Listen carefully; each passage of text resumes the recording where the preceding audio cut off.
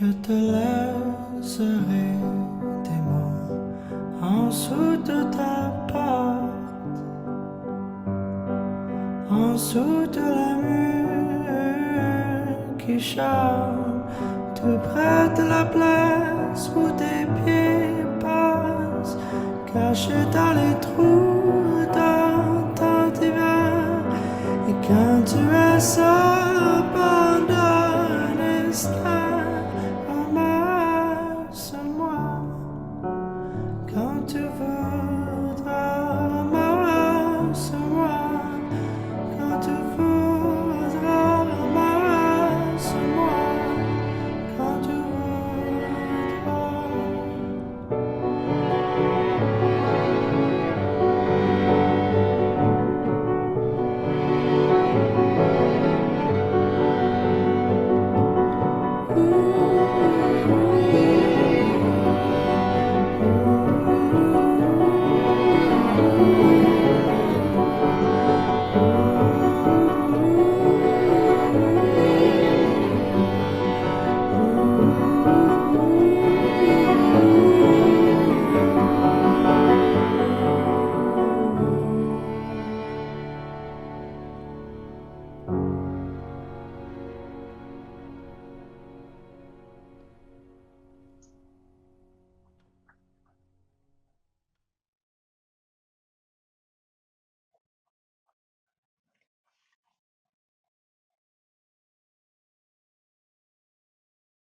Hello, everybody. Good morning and welcome to day 3 of We Give Summit.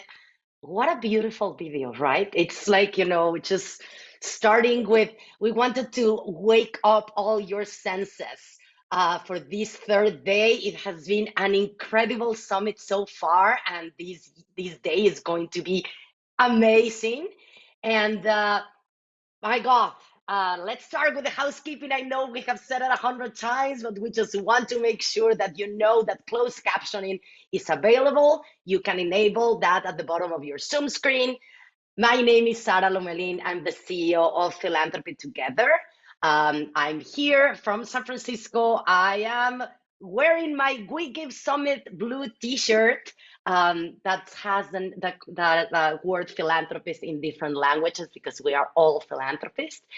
And Philanthropy Together is a global initiative to grow and strengthen the field of collective giving with programming like We Give Summit.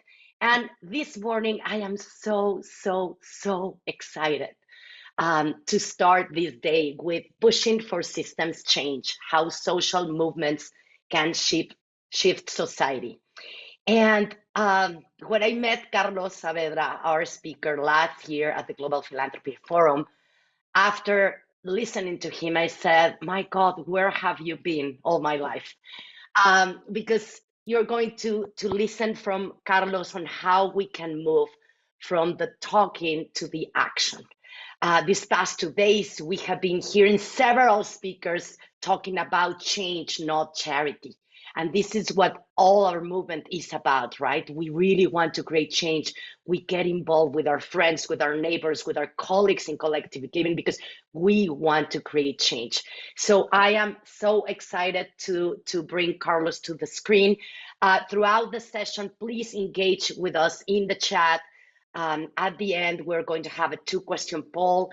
And before we get started, of course, you know that we are raffling books for people that are right now in the session. So stay till the end so you can get a book from one of our speakers at this We Give Summit. So without further ado, here is Carlos Saavedra, the director at the Ayni Institute.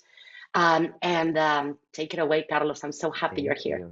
Thank you. Can you hear me? Can everyone hear me? Yes. I don't want to be 40 minutes and everyone is like, you are not saying anything. Okay, well, hello, everyone. My name is Carlos Saavedra. I'm going to share my screen because I have a presentation for all of you. Let me see. I want to make sure everyone can see it. Let's see. I'm going to organize myself here. Beautiful. Give me just 1 second. I want to make sure I get this right. And where are you? So I feel like I lost already. Okay. I hope people can see me. Sarah, I don't see people, but I think everyone can see my screen. We can. Okay, Everybody can see perfect. you. Yeah. Perfect. So I'll get started then. And if anything, just WhatsApp me because I don't see parts. So, okay, welcome everybody. My name is Carlos Saavedra. I'm with the Ayni Institute. We're going to engage into a 40-minute conversation or 35-minute conversation about social movements and share a little bit about what are social movements, how do social movements create change, and learn a few little distinctions that I think are going to help us understand how to relate to social movements in a better way. So before we get started, maybe with the theories and things like that and the distinctions, I wanted to share with you a little bit about my story, but also more than anything, my movement story, because I feel like being part of a social movement changed my life and make the person who I am today. So I'll first start. I came to the United States when I was 12 years old. I'm actually from Lima, Peru in South America. I moved to Boston, Massachusetts when I was 12. We were one out of four families that came. I came with my little brother that was 4 years old, with my mother, with my father. And when I came here, I'm the oldest. I'm the oldest sibling, but I'm also the oldest cousin. I don't know if there's other older cousins here. But when I came here, my uncles, my aunts set me down and they said, Carlos, we don't have documents. We came with visas, but we overstayed our visas, so we became undocumented. And they said, Carlos, we don't have documents, so we're going to have to be more mindful of what we do and how we engage with certain things. And I said, well, what does it mean? I said, well, we work under the table. We have to be careful with the police, things like that. And I said, but can you tell me more? And in some ways, they were also trying to figure out. They were new here as much as I was new here. The next younger cousin that I had here was 5 years old and I was 12. So I had to become a little more responsible for them and to support my parents. But I didn't understand at that time what it meant to be undocumented until about a year later. I found my mother crying and I asked her what is going on, and she says that her dad, my grandfather, is very sick. There's a picture of me and my grandpa celebrating, I think it's either my first or my second birthday back home in Peru. And she said, your grandfather is very sick, and he had been sick for some time. And she was really sad. And I said, well, Mom, you have to go. And I said this because all my mother's sisters and brother were not in the United States, were not in Peru. They were outside of the country. So you have to go. My mom said that she couldn't go because if she left, she couldn't come back for 10 years because that's part of an immigration ban. If you leave and you broke the law of becoming undocumented, you cannot return in 10 years. And about 3 or 4 weeks later, I remember my mother and my aunts, her sisters, being on the phone, and in the other side of the phone, it was my grandfather's funeral. And my grandfather was a patriarch in our family. He, brought everyone. We were from a rural area in northern Peru, and he came when he was 12 years old, similar to me. Of course, I came with my parents. He just went by himself to migrate to Lima, to the capital. He brought his siblings. He brought his mom. He was really a big figure for us in our family, and it was terrible. And I remember this experience at 13 really changed me because I understood that one part of the undocumented experience is to not be able to bury the people that you love. And I know that's a lot of experience a lot of undocumented people feel. Then I went to school. I went to high school. I was in middle school. I went to high school. And when I was in high school, I found out that I couldn't go to college because I didn't have papers. And if you are the oldest cousin, the oldest sibling, and you're an immigrant, you have to go to school. That's the whole point, right? That's the whole dream, is that you have to go to school. So I couldn't go to school, but I was really frustrated. My parents wouldn't understand any of that. They were like, I think you could figure it out. They thought it was just me, maybe being a little lazy or being whatever. But it was just, I was not able to go to school. But then there was a teacher and advocates that started organizing us in our high school, started bringing some of us together, and we kind of joined hands and built a group in my high school across different nationalities of students. Back in those days, there was silence. I mean, there was very little, there was no social media. There was, you actually couldn't speak about being undocumented in high schools because it was illegal. A teacher couldn't legally ask you if you had documents or not. So there was a lot of silence, a lot of taboo. But these teachers and advocates managed to risk a lot and got us together, and we started organizing to basically get something called state tuition that would allow us to go to school and pay the same rates that students will pay in Massachusetts. We still wouldn't qualify for loans financially, but at least we can figure out. My mother at that time was a domestic worker, and my dad was a janitor. So, it was really hard for me to just try to go to school or any other thing like that. But I joined this group. I started going to high schools, talking to students, doing lobbying, talking to elected officials, doing everything I could. And in that process, we actually managed to get this bill to pass and to the governor's desk. But sadly, our governor was Mitt Romney, and Mitt Romney vetoed the legislation that we worked on. I think he vetoed it maybe about a week or 2 weeks after I graduated high school. So, I mean, we were all devastated. And I was like, just what am I going to do? What am I going to do? But I understood, I think, fundamentally, because I was so young when my parents and my uncles and aunts gave me this responsibility or share with me that I needed to be mindful of this, that I think my parents and my uncles and aunts thought, like, we just got to work as much as we can, and that will protect us. And I just, from seeing what happens in the American community and being a little engaged, I was like, I don't think we can have any, there's very little protection, because if immigration cuts you, you need a lawyer, you need to put $1,000. There's really not a lot of legal avenues. We need to get papers, we need to legalize ourselves. So I got together with other peers and we built an organization called the Student Immigrant Movement. I started to learn how to do community organizing, build groups, do one-on-one meetings, go to high schools. I used to have long hair because I still listen to rock and roll music, but parents wouldn't let me, what is it called? See their kids if I had long hair or whatever. I was wearing all black. So I put on my dad's suit, I cut my hair, and I met parents so they would let me get their, their children, or I was also like young, 20, 19 years old, to come to protest meetings so that they can go to college, so that we can fight for something. So I got that experience, but when I spent maybe a few years doing that, and then something happened that was difficult for us. My brother, as I told you, he was 4. When he was in middle school, he won a scholarship to go to China. He loves Chinese culture, and he wanted to go so bad, and he got the scholarship to go with his classmates. And he came to my room one day to ask me whether he could go.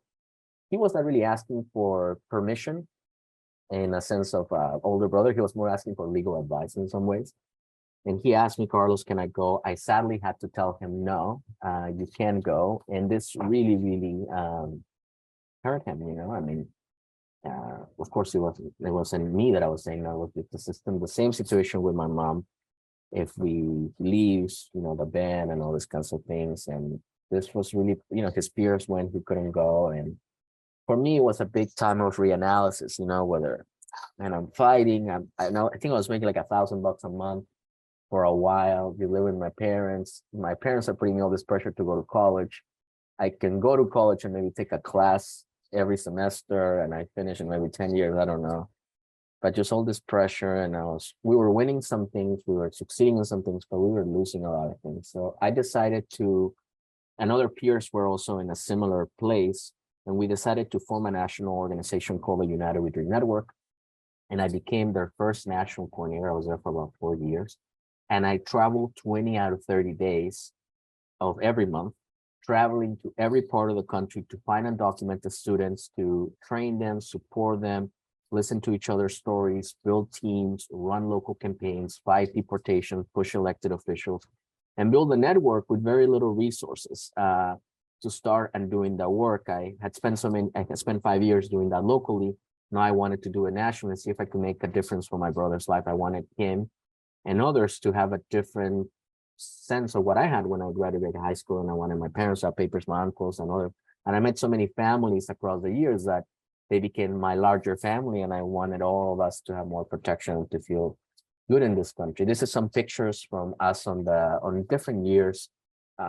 We forget sometimes that the degree of training and development people have to undergo to develop the capacity to confront power and build power. And we did that for a lot of years, pushing the DREAM Act, which will legalize undocumented young people, whether in Congress, people who fought for local battles, fight against deportations, build groups, building organizational networks is hard, a lot of personalities, but also exciting, a lot of new personalities, a lot of people want to do things, doing congresses, doing gatherings, dealing with documentation, traveling if you're undocumented. It's a lot of complications, but we were able to build, and I was able to be part of a team of other amazing leaders that built a volunteer force, where people were very committed for immigration reform, for the DREAM Act. And again, I'm summarizing a lot of years of the DREAM movement or this particular movement in a few minutes. So of course, I'm living out a million things and a million amazing people, but I'm just doing a summary just for the sake of this training. And we did the movement did so many different types of pilgrimages, mobilization, civil disobedience, actions, a lot of public stuff over the years. And at some time, we lost a battle in Congress that you can see the picture below here. And we thought about what strategy we wanted to do. We went through a process of that, and we actually felt like we could push the president, the Obama administration, to do an administrative relief, which at that time was done for individuals, but never for a class or a group of people. But we were able to build a lot of power and a lot of leverage. And I was with two others in the negotiating team with the Obama administration. We were just pushing each other, and I was, usually the bad cop too on these things. That was always my role, the angry person.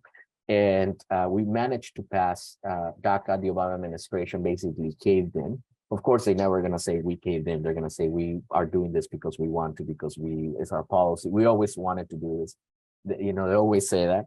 But basically, what was amazing about this victory in 2012 is that basically Obama circumvented Congress and created a program that had never been created in this large class before, that gave work permits and a sort of temporary legalization to hundreds of thousands of young undocumented people, including my brother.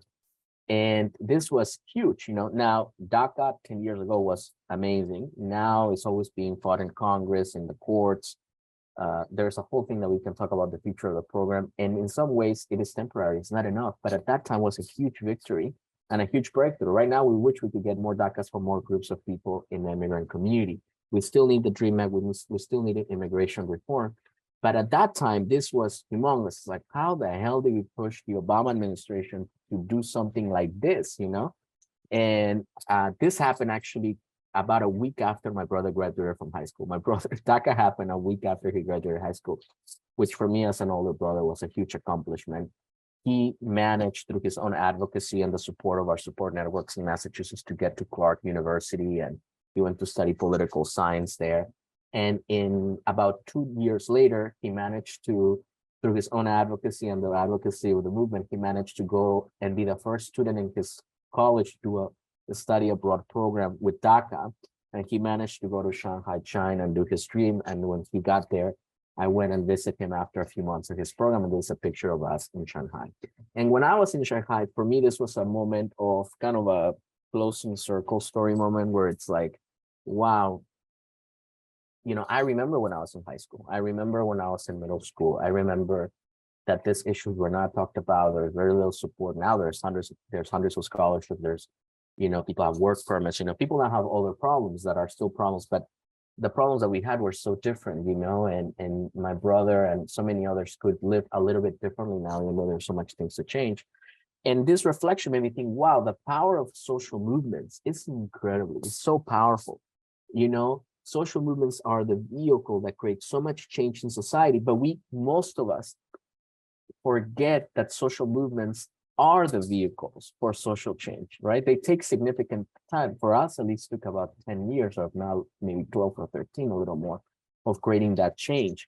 And we forget, for example, this amazing quote by Francis Fox Piven that says, major egalitarian reforms in American history did not come from gradual incremental reforms. Periods of egalitarian reforms come in rare intervals, moments of reform generated by movements.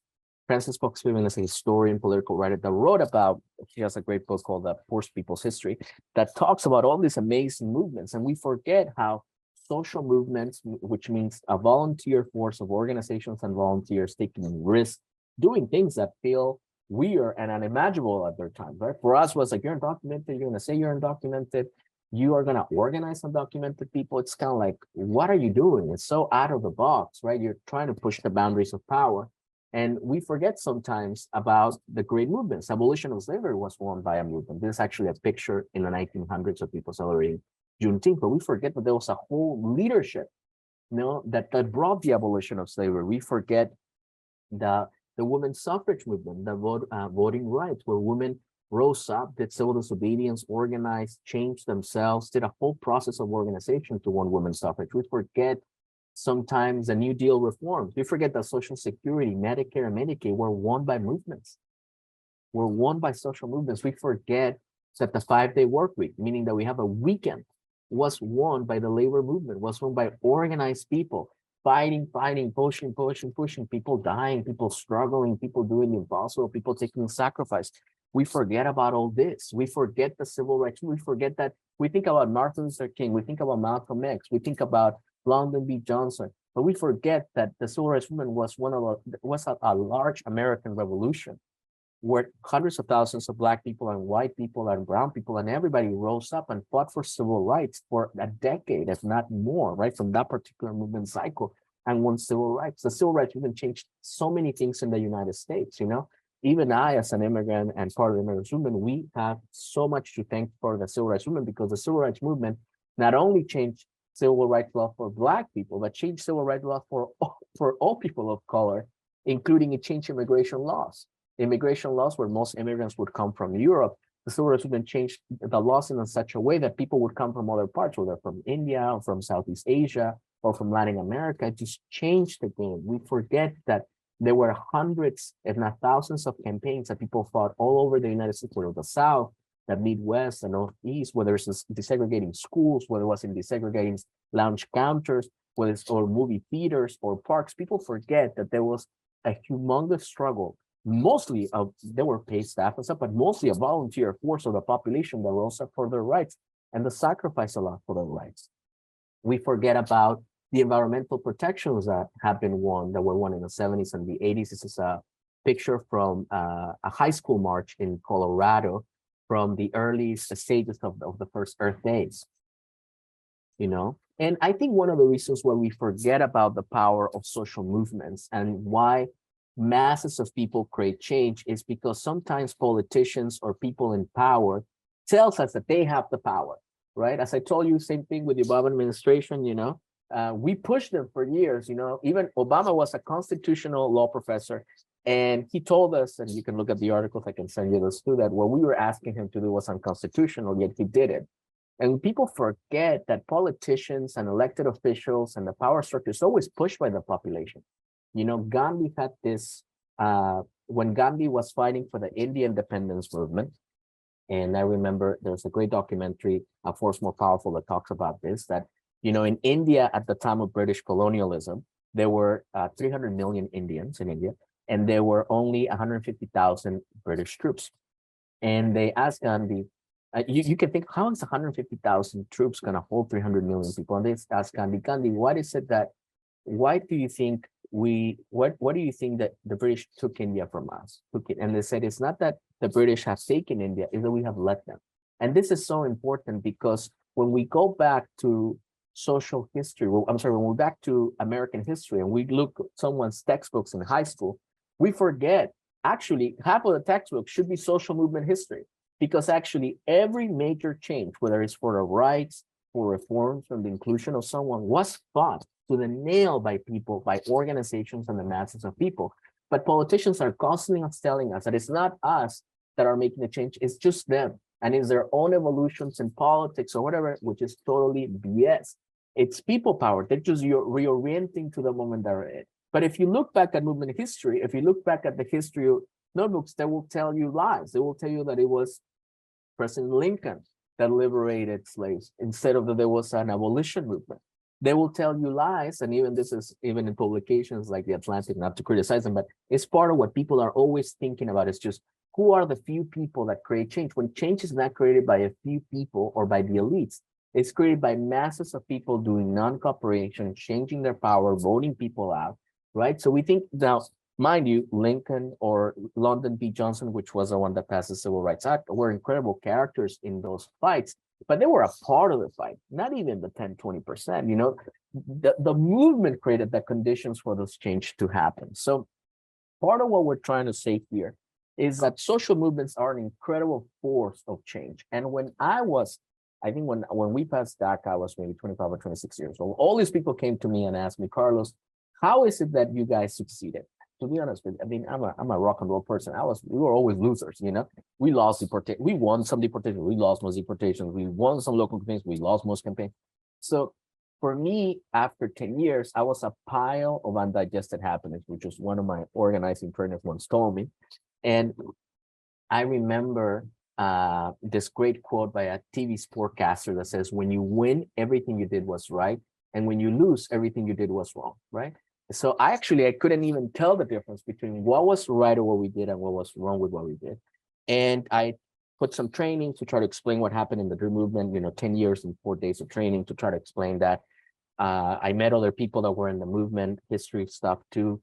And that is when I started the Ayni Institute, which we started in 2013. And it's been 10 years almost now. We train about 11,000 people.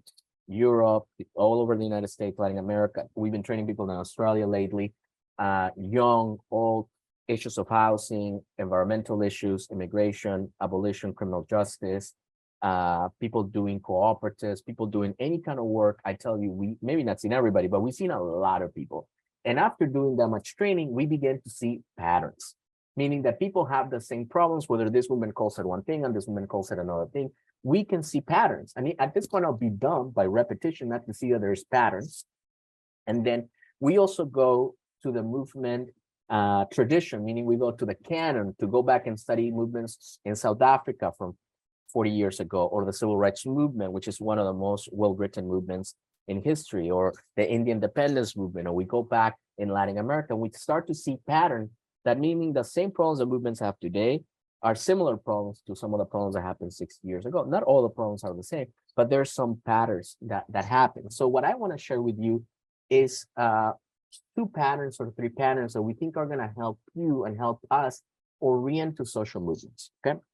The difficulty about social movements is that movements do not happen in 1 or 2 years, but it happen in at least a decade or 15 years. So it's actually, to have a long view perspective, we need to have different tools to analyze that. The first tool that I want to share with you is that we believe that people, meaning your leadership, organizations, and movements all go through cycles, all go through ebbs and flows of beginnings, middles, and ends, okay? Movements go through long cycles of at least 5 to 15 years. It's more like 10 to 15, just to give you a sense, right? 0, 5, 10, and then 8, 12, it ends a little bit, right? Now, organizations go through 4 to 6 year cycles based on our research, meaning beginner, middle, and end. And then, of course, that doesn't mean the organization ends. That's just one cycle of the organization, and then another cycle creates with another intention, mission, so forth, and so on. Similar for movements. But sometimes we use tools of organizations to understand movements, but movements are completely different organisms than organizations, because an organization is bounded by one group. Movements are bounded by hundreds of groups and individuals, and it's a larger scope that needs to be understood with different tools. But movements go through cycles, okay? And a good way to understand cycles is to understand them through the metaphor of seasonality. Seasonality is an amazing framework which allows us to tell that, well, movements might go as and develop a similarly fashion to the seasons, meaning that there is a winter time where the movement is more internally focused. It's working to develop the right leaders, it's learning about the issue, it's a planning time, it's a time of small campaigns. People still feel a little afraid, but it's growing. Then it goes to a spring, a time of awakening, new organizations, new ideas, more public support. Then there's a time of a lot of mobilization in the summer, maximum power, a lot of push. And then a time of a fall where now you harvest some of the wins of your season, but also things begin to break down because people get tired. It's been 8 years, 10 years, and now we're going to go into another winter. Another way to understand this is what happens in each season, right? So winter, we believe, is about creating the right soil.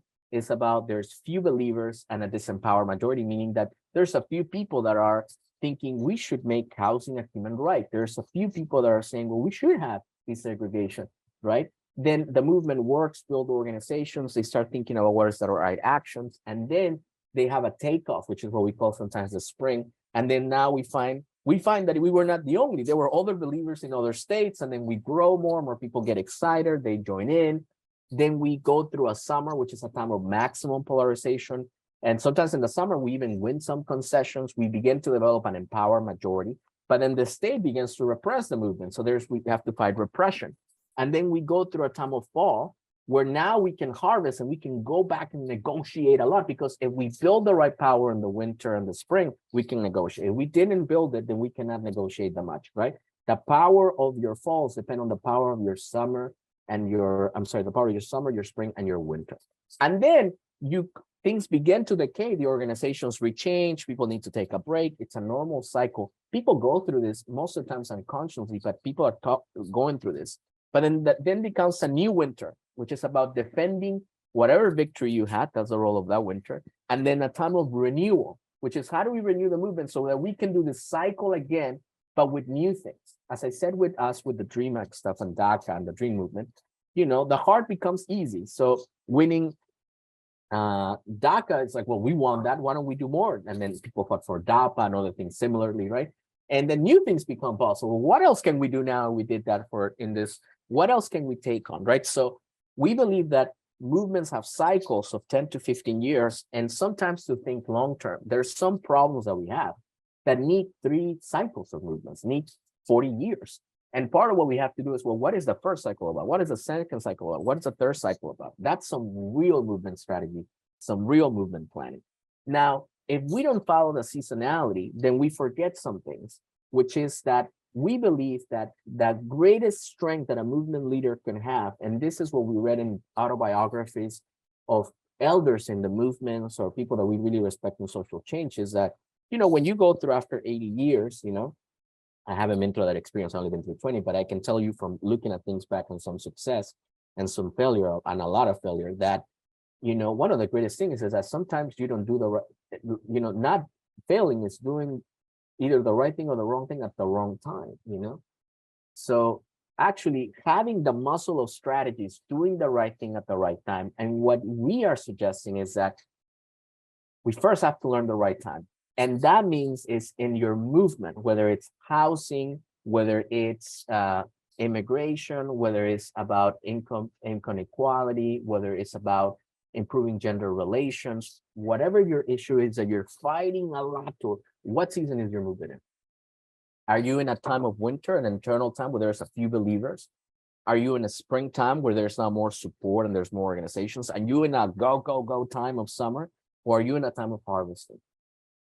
You have to know what season you're in, because the season you're in bounds you to a lot of you have to constrain yourself, because then there's only a few things you can do that are right. You cannot do everything all the time. You have to do a few things, and you have to know those few things.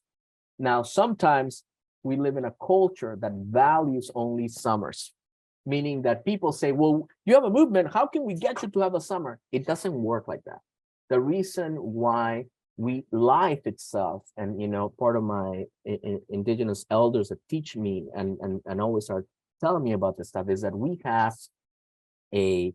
have to return to the cycles, the natural cycles, and no resources, no amount of effort is going to change that. A summer in a movement is not going to come in a year. It's going to take a few years. But if you actually keep funding summers all the time, and that might never happen. So you have to fund or support the right thing at the right time. So, okay. It's doing the right thing at the right time. Now we're going to focus on the right thing. We believe the right thing is that there's 5 different right things to do at a different time. So I think I'm running a little bit out of time, so I'm going to try to summarize this. But we believe there's 5 different theories of change or different codes that organizations subscribe to, but a movement needs all 5 to succeed. The first one is personal transformation, which is about focusing on changing individuals. Some examples of that could be people doing services, people doing personal development. If you were, for example, a teacher that went to my high school and saw how bad my high school was, you would be like, there's 35 children in this high school, there's a problem. Well, I'm going to just focus on 5 and change their lives. And if it can change their lives, that will be worth it. That is the power of personal transformation. Then there is alternatives. That's another form of doing that, which is culture, institutions, organizations, or groups that respond to the dominant status quo by creating something outside of it that can serve the needs of the community. Sometimes that's forming cooperatives, whether it's worker cooperatives, consumer cooperatives. Sometimes that's forming countercultures. A lot of groups that are excluded in society form counterculture, right? Whether it was punk rockers at a certain time or hip hop, this particularly countercultures were they're not even playing on the radio. But you can also think about indigenous communities that become countercultures because of so much oppression they face, or feminist countercultures, right? If we go back to the teacher example, the same problem is students don't have the resources they need. I could just support 5, or I could create an alternative school because I say, I'm going to decolonize this whole curriculum. I'm going to create my own school like a Montessori, okay? Same problem, a different solution. The next 3 are about changing dominant institutions. And it's about engaging the power structures and trying to change them. But there's 3 ways of changing them. The first one is from the inside, which is the inside game, negotiating and working from within the established rules, okay? That could mean running for office, or being a lobbyist or advocate and pushing from the inside and try to get as much change as you can. Sometimes that could mean becoming a lawyer, like a public defender, and saying, I'm going to defend people and I'm going to fight within the constraints of the court to create change. Or if I was, again, in the teacher example, I'd be like, I'm just going to run for school board and try to change the school department from the inside, or I'm going to rise to the ranks of becoming principal and change on that. I could do another one, which is community organizing, or we call it a structural organizing, which is like, I'm going to create a base of leaders that are directly affected by this issue, of people from our locality, so that we can build a powerful vehicle of collective bargaining power to change things. Sometimes that's creating a labor union. Sometimes that's creating a community organization, doing canvassing, one-on-one group meetings, finding those leaders that are key in a community, right? It was similar to, for example, Fred Ross, which was the one that organized Cesar Chavez. Cesar Chavez was a young person in the fields that, that Fred Ross, through meetings, was able to find. Actually, there's a funny story that Cesar Chavez almost wanted to pull a prank on Fred Ross in the meeting, because he was like, who's this white guy that is trying to organize us? But that Fred Ross had such a good meeting that Cesar Chavez says like he forgot about the prank, and he just listened to him so well. And he became an organizer and built a whole rows of people that are disenfranchised, like at that time, particularly farm workers that were being disrespected in the fields, and build a force that could confront the growers in California and fought them to the teeth, right? So if I was, again, in the teacher example, I could do personal transformation, I can form, or I can do alternatives, like forming my own alternative school, or I can do, become a principal, run for school board, or I can just join a teachers union and join others to make a specific demands about, from the union, how can we change the school? And there's one last one, which is mass protest, which is about focusing on changing the weather and creating large protests that shift public opinion. So what is mass protest about? Mass protest is completely different than the inside game and community organizing, because it's about these big moments of public participation. For example, many of us have seen the mobilization moments in the Black Lives Matter movement that have taken, when there was a murder of George Floyd a few years ago, and that was a huge explosion in the middle of the pandemic. 26 million people were counted that came out to the streets in the middle of the pandemic. Very diverse crowd from all over the United States came out to support the banner of Black Lives Matter, or we've seen that 2006 immigrant rights marches that happened in 2006 that were a humongous demonstration that I was part of. Or we remember the demonstrations against the war or the invasion of Iraq, of Afghanistan after 9/11, or the March for Our Lives protest that happened a few years ago, right? So these moments that become viral, and a lot of people in the streets are not in organizations. They're maybe following social media or the media or what's happening on the streets. Not that the protests are disorganized, there's leaders and all this stuff, but I'm saying a lot of people there are unaffiliated, right? That's the power of mass protests, right?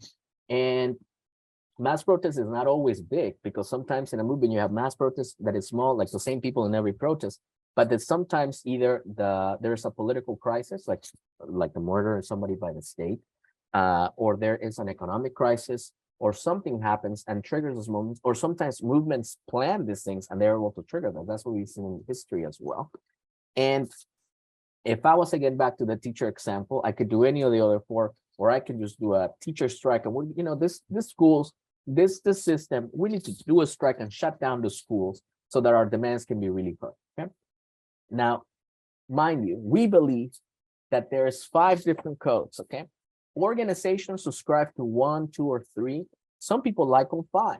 Some people only like 1. Some organizations only do 1. And they're so intertwined with each other that people identify and grow each other by negating the other ones. So part of it is sometimes there's a lot of trash talking. So people in mass protests believe that people in the inside game are all corrupt because they're meeting with people in power positions.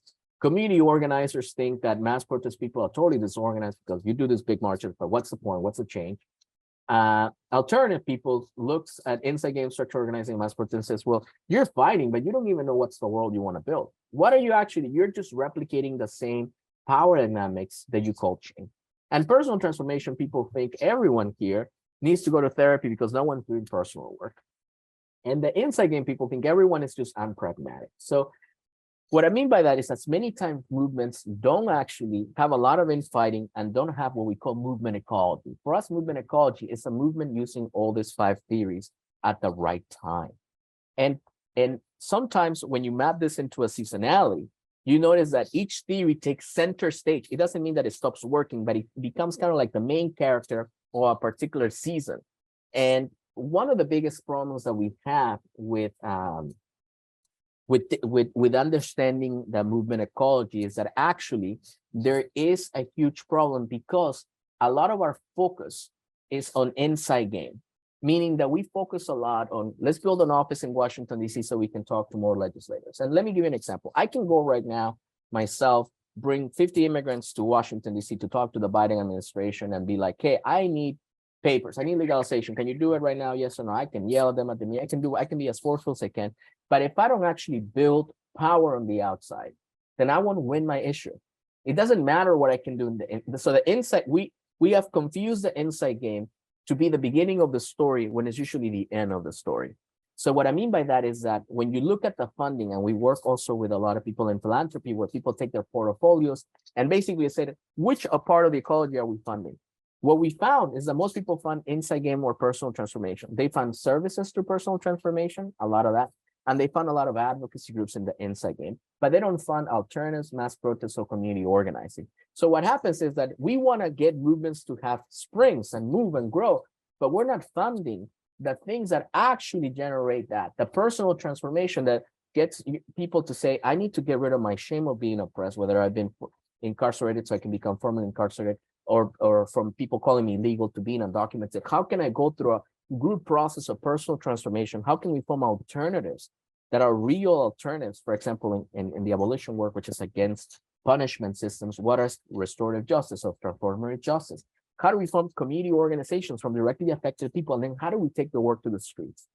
So inside game is extremely important if you have the right people and you do it at the right time, but it's actually very counterproductive if that's all your funding is these 2 things, because then you don't have balance in the ecology. So let me wrap this up. Again, doing the right thing at the right time. We usually do this training in at least 4 days. We can do at least an intro maybe in a day, because we go through the many different examples, and it's so important for people to go back to history and look at the case studies and kind of go one by one to see public opinion and how things change and how things shift. It's so powerful to do that, and we measure public opinion. I can even show you maybe some charts here just for a quick glimpses. For example, our mapping of the civil rights movement, immigrant rights movement seasons, civil rights public opinion, equal marriage public opinion, multiple cycles across issues. So we can talk more about those 2 in a second if people find them useful or in a deeper conversation. But this is the skill capacity that we're trying to develop. And to add this last part before we open it to questions, because I don't want to take over too much of my time, is that, well, what's happening right now? What's happening in the movements and what's going to happen in the next 10 years? Part of what we're trying to do is learn to read the weather better. We have to learn to read the weather better. Sometimes movements are, because they happen in 10-year cycles. Most people do movements in summers and then they leave because where's the street work? And they forget that there's all this work that is happening. It's just not visible. So people sometimes see the tip of the movement, the external part. They don't see everything else, the complexity. And sometimes because of that, we think the movement is like a ghost that just happens. We forget there are tools now with public opinion tools, with technology, with research. There's so many amazing academics that written about the civil rights movement, that written about the Indian independence movement, that written about the women's equality movement, the women's freedom movement. There's so many movements that have emerged that we have to study them. And if you right now, people would ask me sometimes, Carlos, what's happening right now? We can say that right now, because of the pandemic has been so difficult on so many organizations, and I see them in my trainings every week, is that we're in some ways in a form of a collective movement winter. Not all movements are going through winter. Some movements are having springs, summers, also in different parts of the world. But in the United States, it feels like we should have hundreds of thousands of people in the streets for a lot of issues, like the crisis of incarceration or the crisis of climate change. We need to have a lot of people striking, boycotting, voting people out. We need to have a lot of power. Why isn't that happening? Well, one is the pandemic. People couldn't meet a lot. People had to deal with family problems. People had to deal with just taking care of themselves. So, but what's actually true is that winters don't last forever. Actually, a spring will emerge, because I can see it in my training. People are doing the work, they're restructuring themselves, they're rethinking differently. People are focused sometimes on personal transformation. People are focused sometimes on doing alternatives, which is what people should be doing in winters. And what I can tell you is that we eventually, in the next 10 years, I mean, earlier, we're going to have another movement spring. Many different movements are going to have springs.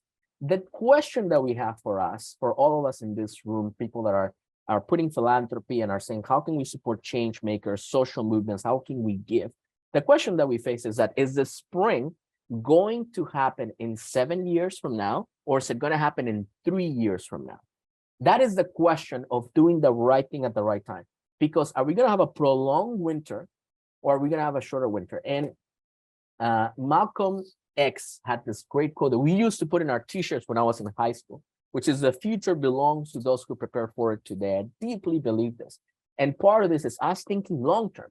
And I hate to say this quote at the same time as Malcolm X is here, but Bill Gates, which said this great quote that it says, we tend to overestimate what we can do in a year. Meaning that, for example, in New Year's, we make all these plans. I'm going to get so much healthier. I'm going to read 100 books. And then the next year comes and I didn't do all those things. Right? I don't know if anyone's experienced this. I experienced that in my life. Same thing in movements. We think, how can we do a summer now, a year? We tend to overestimate what we can do in a year. But at the same time, we tend to underestimate what we can do in 10. What is 10 years? Sometimes feels like a lot. But to be honest with you, in historical time, it goes like this. We're in 2023. In 10 years, it's going to be 2033. The problem is that, as much as I hate to say this, we cannot rush movements, but what we can do is actually get them to have the right cycle and development. And for that, we have to fund winters. I think in philanthropy, there sometimes, which everyone goes through this, we only want to fund summers. We only want to fund summers. We want to fund, but the more that you fund a summer, the less you can actually have a spring, because you're debilitating the movement, because you're telling them focus externally when they need to focus internally. They need to have an internal breakthrough for the spring to blossom. I don't know if that makes any sense. So right now, I think whatever we do, 2023, 2024, 2025, but really the next 2 years is going to tell us a lot what's going to happen in 2033. I can tell you that by what we fund, what we support, what we develop, the leaders that we train. That's why I work at a training institute.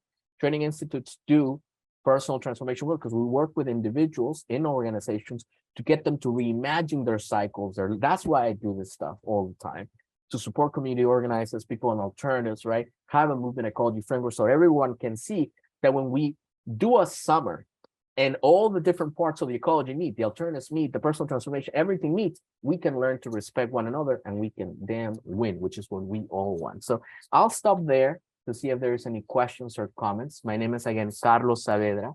You can, if you are more curious about the stuff or learning more, we do trainings. We also do coaching, all those kinds of things. You can reach me. My email is carlos@Ayni Institute, and I'm happy to stop here. And Sarah, I don't know what you want to do next. Carlos, my God. Okay, people, how incredible is this man and the work that he does? Carlos, you can go forever. Like literally, we were like, my God, we should have blocked the whole morning for him. Because yes, you know what I love, that you make us, you filled us with energy, right? You move from the thinking to the action. I love that. And I want to ask point blank, because I think everybody in the audience is waiting for this, how the collective giving movement can get involved. How can we as everyday givers, as what can we do as the collective giving movement? Thank you, Sarah, and thank you for the invitation. Well, what I would say is that I feel like there's the movements and there is a meta movement. What do I mean by that? There's the meta movement, which is the movement that we're all fighting for, which is for human dignity, for dignity in the world, for everyone, wherever you come from, wherever you're in the world, for people to have dignity. So we are all part of collaborating to something larger. And this project is not going to happen in our lifetimes. We're going to take much generations and many movement cycles to win, okay? But everyone is bounded by an issue or by a constituency. For example, fighting to decarcerate people, fighting for immigrant rights, fighting for housing. So what we need to do is let's organize our own ecologies. So what is your ecology? What issue are you in? And what is being funded? So the first question I would say is, what season are you in? Which season is your movement in? Do a mapping, go think about it. Talk to other people. We can share some of the tools. Go map and say what season you're in. Based on the season, then learn the foundational theories of change. You know, we have online trainings. You can go deeper. We have a funding movements guide that we created. You know, we've been trying to put this information out there. Go study some of those. Go break your portfolio or your giving and say, what are we giving to? And not even us, but what's the ecosystem giving to? Because there's other people that are supporting a movement. Well, what's missing? Let's go ham on that and support that.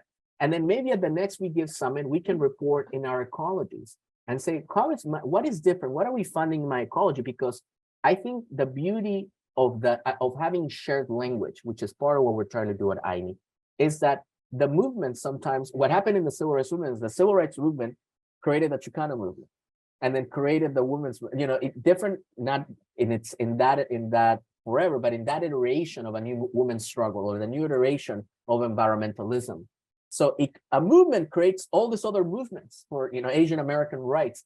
And what happens is that they all come back from the same framework of the civil rights movement. So part of this, imagine if everyone orients to seasonality. Then movements can be like, well, which movement needs help? This movement, well, why don't we all flock to that? Because we're all part of a larger fight for dignity. We are all part of a movement for dignity that transcends all these other issues. But we also know that we have to work within the issues, within the issue and across the issue. So that's what I would recommend. There's a lot of ways to do this, you know, and I'm happy to help people to think about that. What we are Ayni are committed is just to how can we help the resources go to the right places. Yeah. No, thank you, Carlos. Mil gracias. And people, we're going to have Carlos again. We'll let you know. So thank you, Carlos, for like filling us with, you know, yeah, and you know, with joy and power and love. Because when I met you, like, you know, you are such an amazing person. Like you really radiate this light that, you know, brings people around you. So thank you, Carlos. You got a lot of love in the chat, so take a look at that, and we'll bring you back. Okay, people, because we're running super late, but it's all good. Thank you so much, Carlos, for you know, taking us home on this, and actually not taking us home, just getting our fire started. We have a winner for raffle, Kayla Christopherson. Our staff is going to contact you so you can pick the book that you want to get mailed to you. And we look forward to see everybody on our next session that it's going to start at the top of the hour. Is with Giving Tuesday, and we are going to be talking about the power of distributed leadership, how to identify, support, and activate global leaders for good. We're going to focus on what is going on in Brazil. There is so much potential in Brazil for giving circles, for collective giving. Please fill out the poll, and we'll see you at the top of the hour. Thank you, everybody.